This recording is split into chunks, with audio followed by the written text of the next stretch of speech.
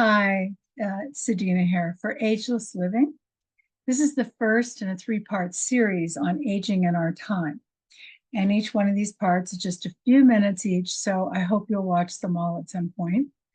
In this first part, I'm going to talk about a phenomenon that is happening in our world.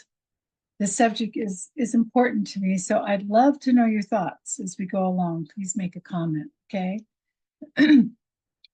So this all began one morning not very long ago. I woke up from a vivid, lucid dream where I was witnessing a disturbing vision of a woman being stoned as she walked down a cobblestone street. It was as if I was watching a scene from my own life, and the feeling was that somehow I knew this woman who was being disgraced and shunned, and it scared me. As I slowly woke up, I tried to make sense of the vision, and it was fading, and I kept asking myself, who is this woman? Who is this? And suddenly the name Hester Preen popped into my mind. And I couldn't believe that I would be dreaming of this fictional character that I hadn't thought about since high school. You might remember that one of the mandatory books we were assigned to read during the 60s, in a way, was The Scarlet Letter, and it's taught frequently in 11th and 12th grade. And Hester was the tragic heroine in this novel. So as I gradually woke up, I tried to keep the dream alive, and the story kept unraveling along with my memories.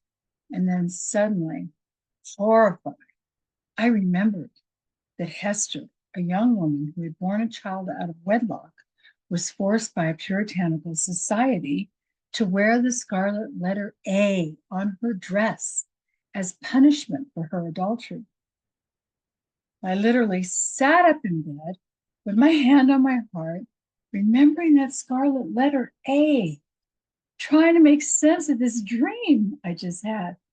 I kept saying, A, what does this mean to me?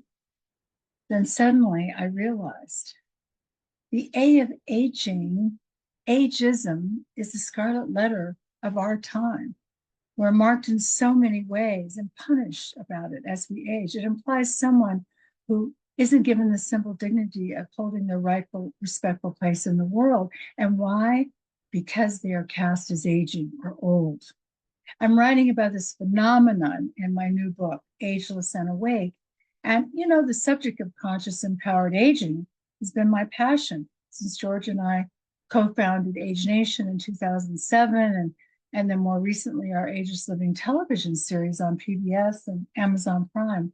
So the subject of aging is always on my radar.